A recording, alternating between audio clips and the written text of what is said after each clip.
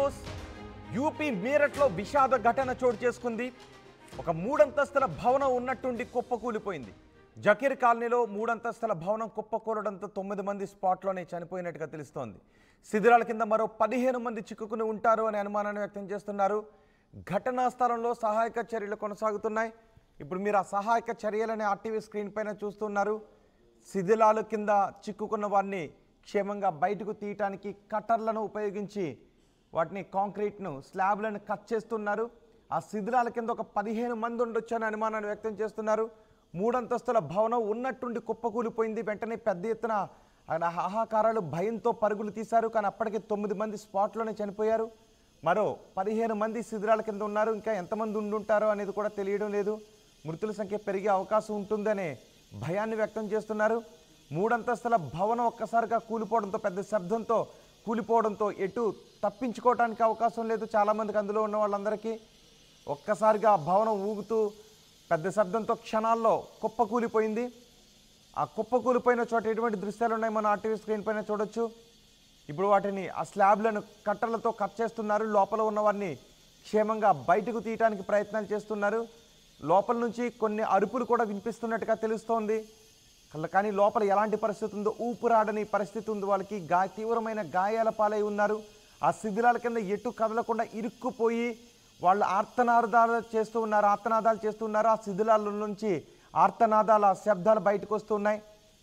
చాలా వేగంగా, చాలా సున్నితంగా ఆ స్లాబ్లను కట్ చేస్తూ మెల్లగా ఆ శిథిలాలను తొలగిస్తూ లోపల చిక్కుకున్న వాళ్ళని క్షేమంగా బయటకు తీయడానికి ప్రయత్నం చేస్తున్నారు. ఘటనా స్థలంలో సహాయక చర్యలు ఏ విధంగా కొనసాగుతున్నాయో మనం ఆర్టీవీ స్క్రీన్ పైన చూస్తున్నాం. శిథిలాలను ఎన్డీఆర్ఎఫ్ సిబ్బంది తొలగిస్తున్నారు. ఈ ఘటనపై ముఖ్యమంత్రి యోగి ఆదిత్యనాథ్ దిగ్భ్రాంతిని వ్యక్తం చేశారు. బాధితులకు అండగా ఉంటామని సీఎం యోగి ఆదిత్యనాథ్ అన్నారు. అంతేకాదు గాయపడిన వారికి తక్షణమే అధునాతన వైద్య చికిత్సను అందించాలి అంటూ వైద్య శాఖను కూడా, వైద్య సిబ్బందిని కూడా ముఖ్యమంత్రి యోగి ఆదిత్యనాథ్ ఆదేశాలు జారీ చేశారు.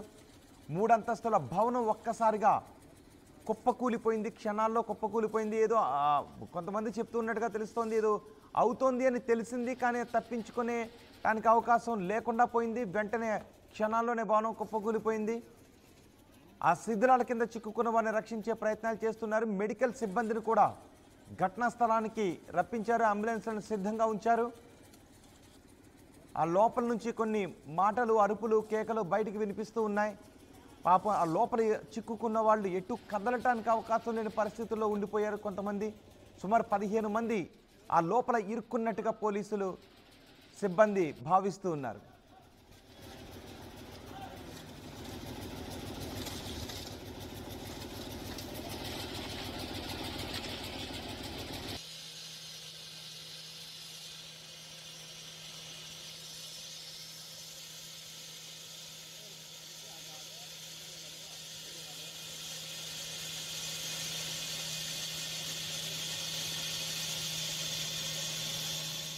యూపీలోని మీరట్లో ఈ విషాద ఘటన చోటు చేసుకుంది. మూడంతస్తుల భవనం ఒక్కసారిగా కుప్పకూలిపోవడంతో 9 మంది స్పాట్లోనే చనిపోయారు. అక్కడ శిథిలాలను తొలగిస్తున్న దృశ్యాలు మనం చూడొచ్చు.